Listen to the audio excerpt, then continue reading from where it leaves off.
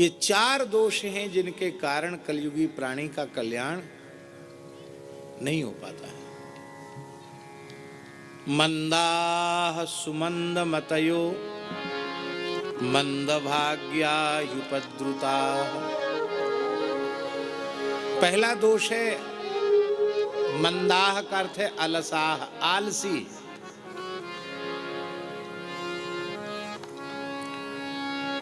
भोजन में निद्रा में आलसी नहीं है,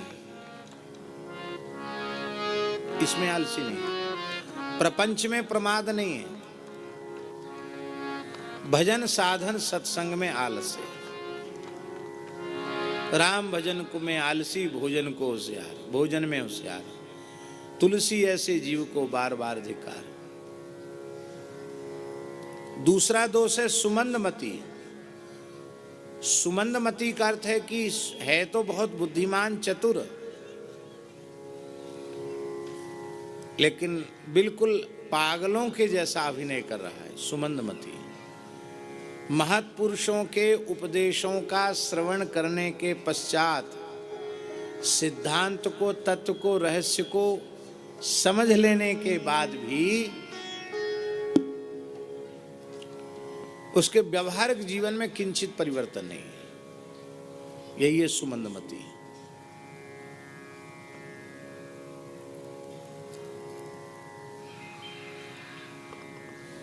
हमारे महाराज जी कहते थे, भक्तमाली जी, भारतवर्ष में सब चीज महंगी हो गई, दो चीज बहुत सस्ती है, एक तो अध्यात्म और दूसरा आयुर्वेद।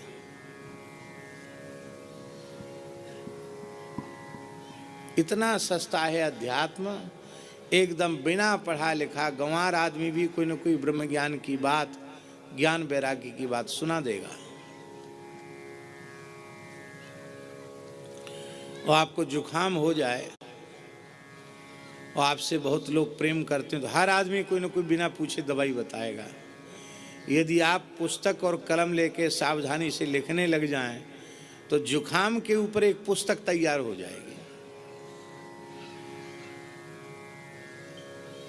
और बताने वाले को पूछो कि आपको जुखाम तो होता नहीं हो, नहीं क्या करें, हमको तो बहुत पुराना जुखाम है। ले साहब,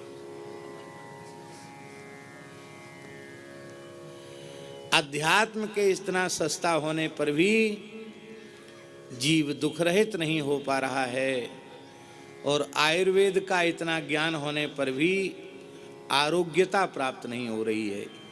ये पीड़ा की बात। यह है सुमंदमती। मंदभाग्याः का अर्थ है ऐसे ऐसे महापुरुष, भगवत प्राप्त महापुरुष हम लोगों को अपने जीवन में प्राप्त हुए, जिनका दर्शन हमारे हृदय की भावना से यदि कोई करे तो उनका दर्शन भगवत दर्शन से कम नहीं था, भगवत दर्शन से भी अधिक था। पर ऐसे महत्पुरुषों का दर्शन करके भी हम अपने स्वभाव में, हम अपनी वृत्ति में, हम अपनी जीवनचर्या में परिवर्तन नहीं ला सके।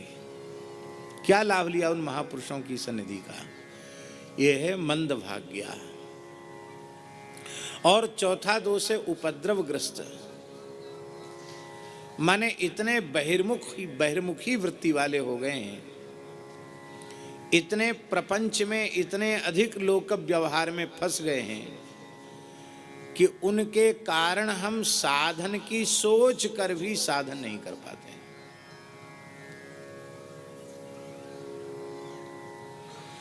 अंत में अपने को धोखा देने के लिए फिर सोचते हैं अभी तो नौकरी है, सारा समय नौकरी में चला जाता है, कभी न कभी तो सेवा मुक्त होंगे ही। अब सेवानिवृत्त होने के बाद फिर तो ईमानदारी से भजन में ही लगेंगे, कोई काम दूसरा करेंगे नहीं। पर सेवानिवृत्ति के बाद कितने लोग साधक बनते हैं?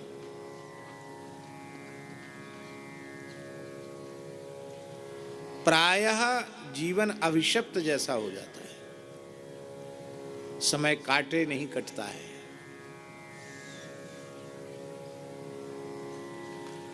फिर कुछ न कुछ दुष्प्रवृत्तियां भी जीवन में आ जाती हैं। शरीर की भी अवस्था ऐसी योग्य नहीं रहती कि उससे साधन हो सके। बुढ़ापा आ जाता है, अनेक प्रकार की व्याधियां लग जाती हैं।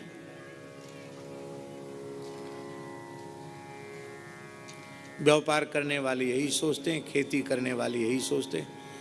और एक और बात बताएं, साधु संत भी यही सोचते हैं। विचित्र बात तो यह है, जो संत महंत बड़ी संस्थाएं चला, वो भी यही सोचते हैं अभी तो बहुत काम है, ये हो जाए ये हो जाए। बाद में जब सब कुछ हो जाएगा तब एक बढ़िया सी गुफा बनाएंगे, उसमें एसी लगाएंगे, क्योंकि बरसात के समय में उसमें उमस बढ़ जाती है, जिसमें एकदम बढ़िया मौसम रहे। सुंदर सुकोमल आसन बिछाएंगे, बाहर साइन बोर्ड पर लिख देंगे कि स्वामी जी शाम को 4 से 5 ही दर्शन देते हैं, बाकी समय क्या करते हैं? अरे कुछ मत पूछो, माला ही फेरते, भजन ही करते हैं। अब ये तो भीतर वाला जाने कि क्या करते हैं, खाते सोते हैं कि क्या करते हैं, भगवान जाने क्या करते हैं।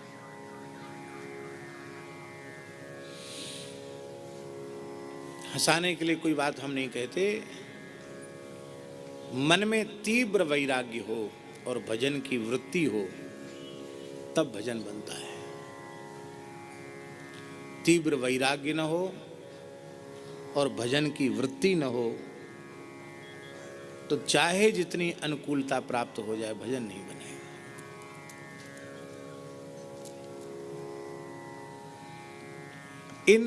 ये जो 4 दोष हैं, इन 4 दोषों में प्रमुख दोष है मंदा। ऐसा हमारा मानना है कि ये पहला दोष यदि जीवन में हट जाए भगवत कृपा से, तो 3 दोष अपने आप हट जाएंगे। साधन में, सत्संग में, भजन में प्रमाद, उसका त्याग कर दो। भोजन भले ही छूट जाए, विश्राम भले ही छूट जाए, पर साधन नहीं छूटे। ये निश्चय यदि कोई कर ले, फिर सुमंदमती नहीं रहेगा।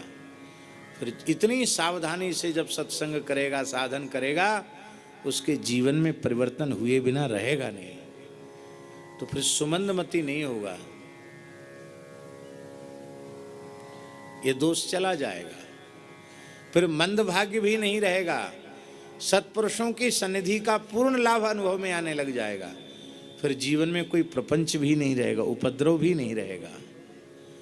इसलिए पहला दोष ही हटाने की जरूरत है, साधन में प्रमाद। माई मेरे श्याम